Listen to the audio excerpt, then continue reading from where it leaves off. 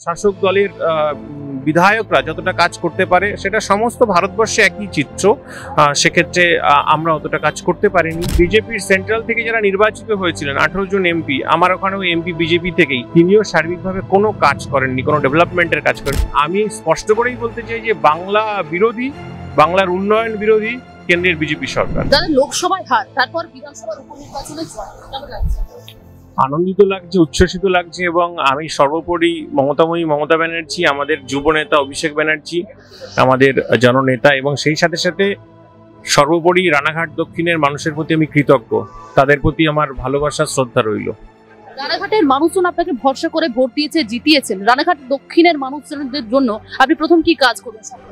দেখুন, শপথ নেওয়ার আগে থেকেই আমি আমার কাজ শুরু করেছি। অলরেডি প্রায় 8টি রাস্তা আমরা, সেই সাথে সাথে পাবলিক টয়লেট 4-5টা, হাই মাস সহ বিভিন্ন কাজ আমরা অলরেডি জমা দিয়েছি। এবং বড় বড় কাজ যেগুলো এমপির করা উচিত, যেমন নপাড়া মাসুন্দা অঞ্চলে একটা নদীর উপরে ব্রিজ আছে, সেরকম এলাকায় কোনো কলেজ নেই আমার বিধানসভার মধ্যে।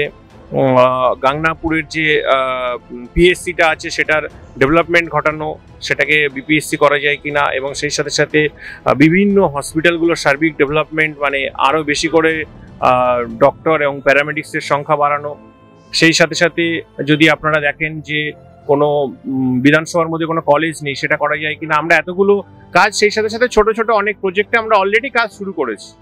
আপনি তো দীর্ঘদিন বিজেপিতে ছিলেন, তারপর লোকসভার আগে আমরা দেখলাম তৃণমূলে যোগদান করলেন, তখন বিজেপিতে থেকে কাজগুলো সম্ভব হয়? আমরা চেষ্টা করেছি, বিভিন্ন কারণবশত বিরোধী দলে থাকলে যা হয় সেগুলো হয়েছে, এবং সার্বিকভাবে আপনি যদি বলেন তৎকালীন সময় আমি বিজেপিতে ছিলাম। বিজেপিতে একটা পোর্টফোলিও আমার ছিল, আপনারা সকলেই জানেন। কিন্তু সার্বিকভাবে যদি দেখেন, বিজেপির সেন্ট্রাল থেকে যারা নির্বাচিত হয়েছিলেন 18 জন এমপি, আমার ওখানেও এমপি বিজেপি থেকেই, তিনিও সার্বিকভাবে কোনো কাজ করেননি, কোনো ডেভেলপমেন্টের কাজ করেননি। অর্থাৎ বিজেপি পশ্চিমবঙ্গে উন্নয়নের বিরুদ্ধে কাজ করছেন। আপনি বলেন বিরোধীরা কাজ করতে যতটা পারে, বিরোধীরা কি কাজ করতে পারেনি তখন শাসক দল থাকার জন্য?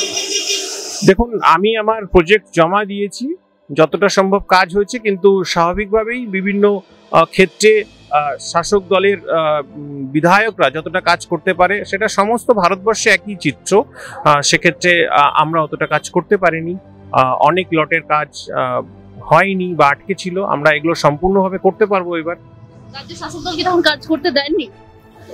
রাজ্যের শাসক দল, আমরা যে যে কাজ জমা দিয়েছি তার অনেকটা কাজ হয়েছে, অনেকটা কাজ বাকি আছে, আপনারা প্রত্যেকেই জানেন।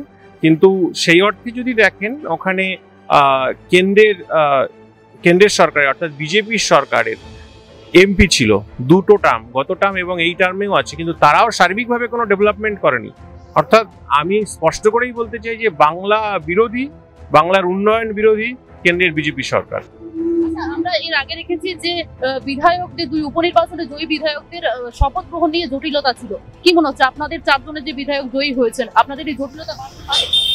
না, আমাদের কাজ খুব স্মুথলি হচ্ছে বলে আমি মনে করছি, কারণ আগামীকাল দুপুর 1টাতে আমাদের ওথ টেকিং হবে, এবং আমরা খুব আনন্দিত, উচ্ছ্বসিত যে আমরা খুব অল্প সময়ের মধ্যে ওথ নিতে পারছি। এবং লোকসভা সময়ে যে বাই ইলেকশনগুলো হয়েছিল নির্বাচিত প্রতিনিধিদের ক্ষেত্রে রাজ্যপাল যে জটিলতা তৈরি করেছিলেন, সেই জটিলতার মধ্যে হয়তো আমাদের পড়তে হবে না।